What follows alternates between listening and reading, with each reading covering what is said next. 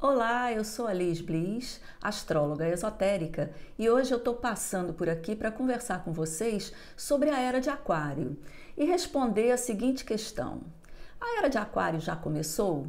E a Era de Peixes, ela já terminou?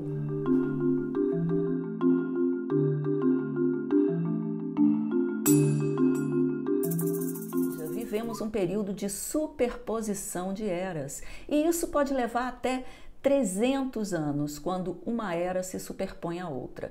Isso porque as eras, elas têm em torno de 2100 anos de duração. Então é um tempo muito longo, do ponto de vista humano, para que a gente consiga pontuar com exatidão. E os elementos de uma era, eles vêm vindo aos poucos, vêm vindo em ondas. E na astrologia, essas ondas são os grandes ciclos planetários que nós vamos ver aqui hoje. Quais são esses ciclos que caracterizam, então, a Era de Aquário, que está entrando na humanidade? Então, as eras zodiacais, elas fazem parte do fenômeno astronômico chamado precessão dos equinócios, que é um movimento do eixo de rotação da Terra contra o pano de fundo das constelações. A mudança desse movimento ocorre no ponto vernal, que é a interseção da eclíptica, que é o caminho que o Sol faz em torno da Terra, o caminho aparente do Sol, chama-se eclíptica.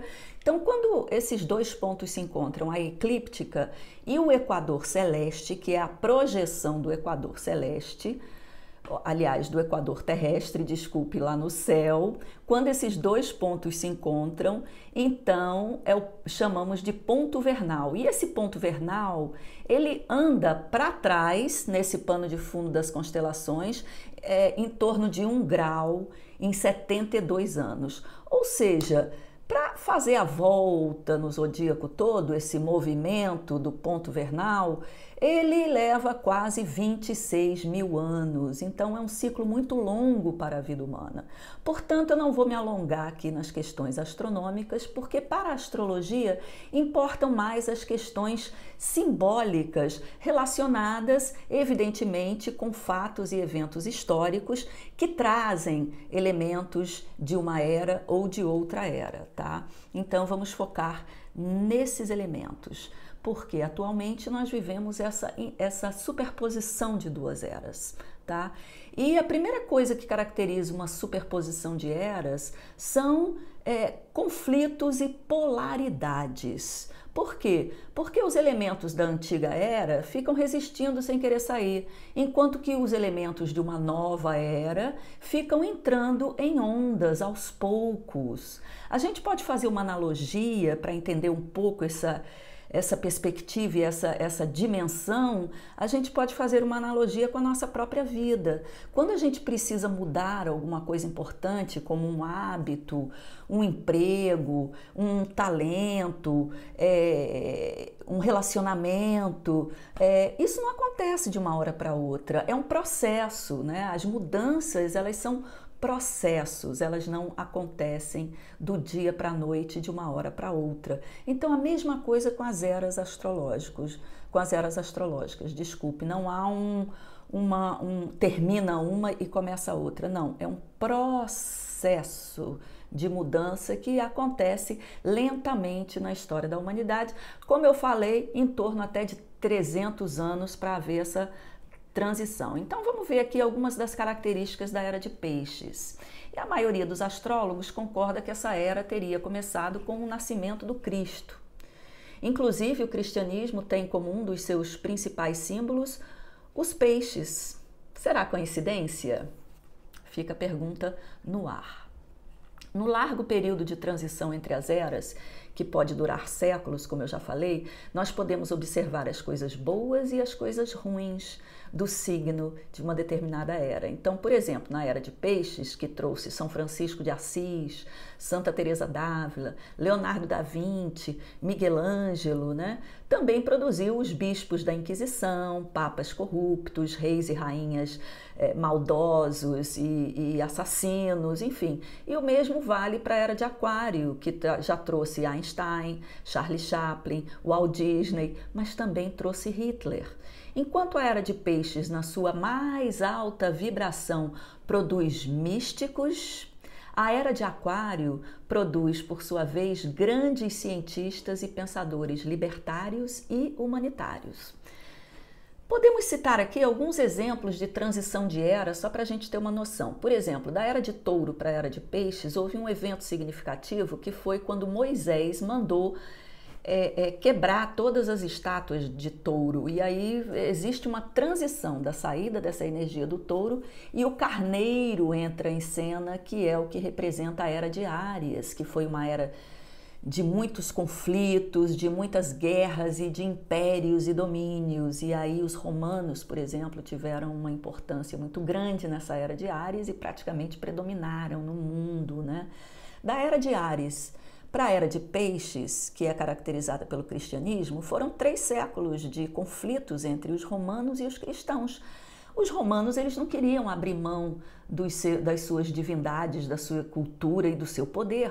E isso foi uma transição lenta, ou seja, muitos conflitos, muitas perseguições, muitas polaridades, até que o cristianismo se consolidasse de uma forma mais inteira durante todo um período que foi o período medieval, caracterizado então pelo predomínio da Igreja Católica Romana, né, e do Império Romano também. Então, Peixes, ele é um signo feminino. E outra característica é a romantização do amor, né, que não havia antes, o culto à Virgem Maria. Na arquitetura tivemos o domo, que é essa perspectiva de um útero, né, de uma interiorização. Tivemos também as grandes catedrais góticas, que é essa perspectiva, né, do divino na arquitetura. Então, como símbolos da era cristã, também podemos ver lá nas escrituras os pescadores, a caridade com os pobres, o martírio, lava-pés, todos esses são símbolos tradicionais de Peixes. Lá no cristianismo, a humanidade estava aprendendo a se relacionar com o divino por meio de um filtro emocional. E isso trouxe no plano mais elevado a compaixão, oferecer a outra face, em contraste com o olho por olho, dente por dente, que caracterizou a era de Áries. Em Aquário, a relação com o divino, por exemplo, passa pela mente. Aquário é um signo de ar. Passa pelo conhecimento e pela compreensão dos processos espirituais internos. A cruz é outro símbolo muito importante da era de Peixes, e por quase 2000 anos, a nossa cultura ocidental se definiu, em grande parte, para muitas pessoas, com aquela imagem de um homem crucificado, né, que foi torturado de uma forma horrível, né? No entanto, essa imagem singular, ela mantém o melhor e o pior do legado pisciano.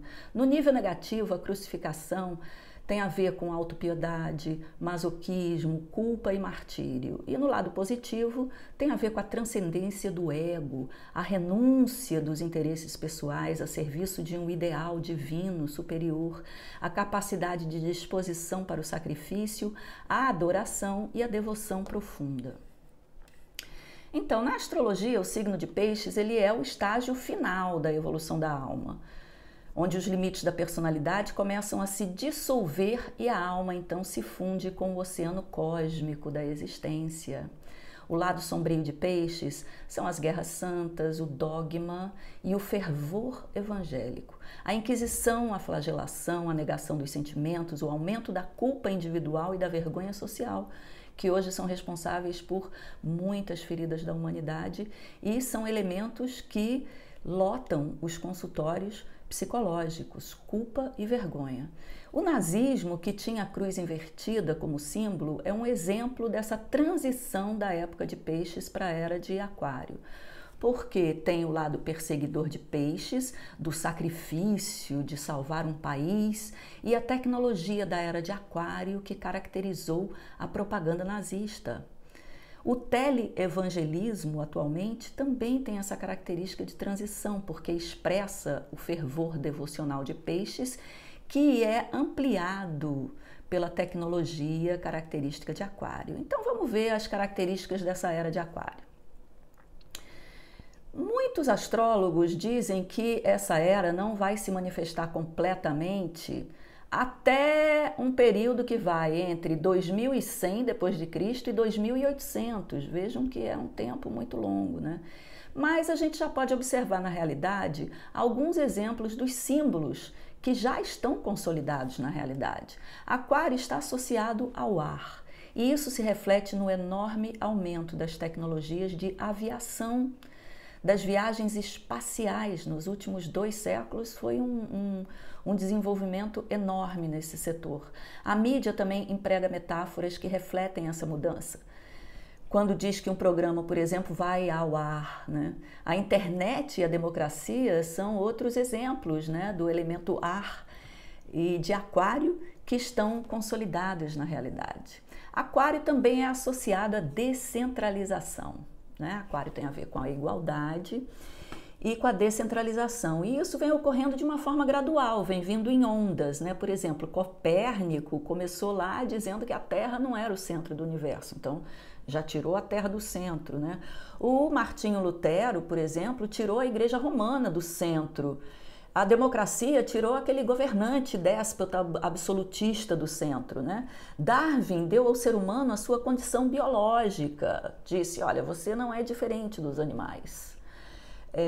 O Freud mostrou o inconsciente, aí veio o Jung e mostrou o inconsciente coletivo. Picasso deu à arte uma outra perspectiva. E todos eles tiraram o homem do pedestal de centro do universo para o de homens comuns, que caracteriza exatamente a era de Aquário. Então a gente pode ainda citar nessa dimensão o telescópio Hubble, que mostrou que o universo é ainda muito maior e que a Terra é muito menor. O pós-modernismo nas ciências humanas, nas artes e na literatura descentralizou muitas das teorias e trouxe muitas perspectivas, desconstruindo muitas verdades. A física quântica, ela traz o mundo invisível e subatômico, mostrando que nós também produzimos a responsabilidade de sermos co-criadores de uma realidade. É importante ressaltar que todos esses desenvolvimentos externos da humanidade, eles são apenas reflexos de uma mudança interna que está relacionada ao despertar da mente nesse processo da evolução humana como um todo. Então, para começar a analisar as grandes ondas aquarianas por meio dos eventos astrológicos significantes, podemos começar com a própria descoberta do planeta Urano, em 1781. Ele é considerado o regente moderno de Aquário. E esse período trouxe vários elementos da modernidade, como a Revolução Francesa, com os lemas aquarianos de liberdade, igualdade e fraternidade, a Revolução Industrial, que trouxe as máquinas e a manufatura. Esses eventos transformaram completamente o mundo. Nos anos de 1860, que foi o primeiro retorno de Urano, houve a emancipação norte-americana, cuja carta começa com a frase "Nós, o povo", dando início à democracia moderna. Nos anos de 1890, houve a grande conjunção de Plutão e Netuno, e isso trouxe transformações profundas para o mundo. Foi o auge da Belle Époque na Europa, quando mudanças no cotidiano cosmopolita ocorreram. Vários hábitos e costumes foram mudados nessa época. Foi o tempo também das grandes exposições internacionais e de muitos avanços nas ciências e nas artes. Os avanços se deram também nas ciências ocultas, que transformaram as bases religiosas dogmáticas, divulgando a espiritualidade oriental e esotérica. Com isso, houve a democratização da divindade, que antes era controlada pelas estruturas religiosas características da Era de Peixes. Em 1947, no segundo retorno de Urano, a industrialização se populariza e a cultura do consumo de massa se alastra pelo mundo. A Índia se emancipa, tornando-se a segunda maior democracia do mundo. Na ciência, a corrida espacial e a pesquisa atômica avançam muito. E chegamos nos anos de 1960, com a conjunção Urano e Plutão, que trouxe rebeliões e mudanças em todo o mundo. Eclodiram os movimentos estudantis, os movimentos feministas, ecologistas e dos direitos humanos. Os astronautas orbitaram em torno da Terra e chegaram à Lua. As guerras que sempre fizeram parte da cultura humana foram questionadas quando as barbáries da Guerra do Vietnã foram mostradas na televisão. Isso gerou muita revolta e muita movimentação. Foi um período assim onde a força do coletivo foi muito acentuada e muito visível em todo o mundo, né? O filme Hair, de 1979, ele mostra esse tempo com todos os seus conflitos. E também esse filme popularizou o termo Era de Aquário devido à música. Nos anos de 1990, a conjunção de Urano e Netuno disseminou a internet e transformou o mundo em uma aldeia global. Cada indivíduo, então, passa a ter voz nas redes sociais. E as redes se tornam a tônica das relações humanas e sociais. Surgem e se espalham rapidamente também as ONGs. E surgem conceitos de economia colaborativa, agricultura sistêmica, economia verde, agrofloresta e muitos outros conceitos relacionados à questão das redes de cooperação no mundo, que é um outro elemento aquariano.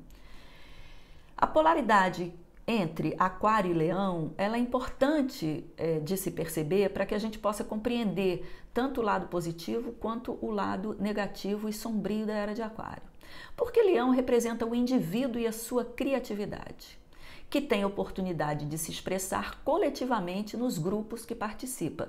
Esse é o equilíbrio entre Leão e Aquário, quando a individualidade se insere na coletividade. E diferente da Era de Peixes, onde o indivíduo se abstém da individualidade, se funde na sua condição de classe, ou então tem a sua arte feita de forma anônima para um objetivo maior religioso, na Era de Aquário, o coro religioso medieval, ele dá lugar a uma banda de jazz, que representa o quê? Cada músico ali é livre para expressar a sua arte, a sua criatividade individual, porém sem perder o equilíbrio e a sintonia da harmonia musical. O lado sombrio de Aquário é, portanto, o excesso do individualismo, o empoderamento autoritário de todo mundo querer ter razão, a busca obsessiva pelos 15 minutos de fama, que foi preconizado lá pelo artista pop Andy Warhol, o uso da tecnologia para propósitos egoístas, como a propagação de fake news, e a exposição excessiva de futilidades nas redes sociais.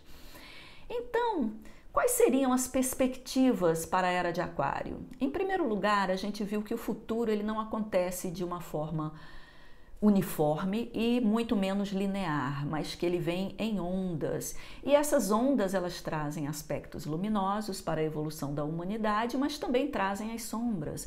Muitas ondas aquarianas já vieram e certamente muitas outras ainda vão vir. E os que estão sintonizados com os novos tempos são os precursores que abrem o caminho na ciência, nas artes, na literatura e no cinema, onde sementes dos ciclos vindouros para as massas da humanidade podem ser percebidas. No aspecto positivo da Era de Aquário, nós temos a racionalidade, o conhecimento vasto e o aprendizado popularizado que todo mundo tem acesso, o multiculturalismo e a diversidade cultural, o empoderamento pessoal no sentido de que todos somos reis e rainhas do nosso próprio mundo, porém em rede com outros mundos, e a consciência de que temos a força coletiva para as mudanças necessárias. E temos como possibilidade de transição também as tecnologias limpas, já que o combustível fóssil é associado ao signo de Peixes. No aspecto negativo, nós temos a superficialidade e os entretenimentos vazios, o aumento de um mundo mecanizado e despersonalizado com a automação, um mundo dominado por corporações ou redes de corporações, a perda da privacidade pessoal e da opressão por vigilância social e também o autoritarismo, que é um lado sombrio de Aquário. O aspecto esotérico da Era de Aquário diz respeito à possibilidade de cada pessoa realizar na prática o seu propósito divino espiritual. sendo esse o tempo do místico prático, ou seja, as pessoas comuns que podem agir em prol da humanidade em suas atividades, em qualquer setor da vida que a pessoa tenha afinidade para servir, seja na ciência, na educação, no comércio, nos negócios, na saúde humana e planetária. Basta servir com o propósito mais ideal e elevado, que pode-se então realizar o propósito espiritual e a missão que cada um tem nessa vida. Esse é o místico prático. Assim, a grande questão é: quem você quer ser na era de Aquário? Um dos que estão na vanguarda daquilo que é positivo para esta era? Ou mais um na multidão a ser massificado e massacrado pela cultura digital e o que ela tem de pior? No fim das contas, a escolha é sempre pessoal. E na era de Aquário, as informações estão disponíveis para todo mundo. O mitólogo Joseph Campbell nos lembra que os eventos importantes da história, eles só têm importância como símbolo das forças que representam dentro de cada pessoa. E quais são as forças da era de Aquário? A liberdade, o amor fraterno, a igualdade, a inteligência, a mente ativa, o aprendizado científico, a criatividade, a cooperação em rede, o serviço para a humanidade, o misticismo prático, o poder coletivo, a impessoalidade e a independência. Cabe, portanto, a cada um identificar como a sua própria força e individualidade pode contribuir, ou seja, como você pode trazer o brilho da sua alma para os grupos e as redes que participa? E como ser parte integrante do movimento das ondas da Era de Aquário, que vem para o bem da evolução de toda a humanidade? Então era isso que eu tinha que dizer para você. As referências sobre esse material que eu trouxe aqui para vocês tá na descrição do vídeo aqui. Eu consultei algumas fontes, livros e também palestras no YouTube e eu disponibilizei para você. Então, se você gostou desse vídeo, você curte, compartilha com outras pessoas e se você não se inscreveu ainda no canal, se inscreva, que ajuda muito para que a gente possa desenvolver mais temas e trazer mais conversas e reflexões interessantes sobre astrologia, sempre pontuando os aspectos da astrologia esotérica.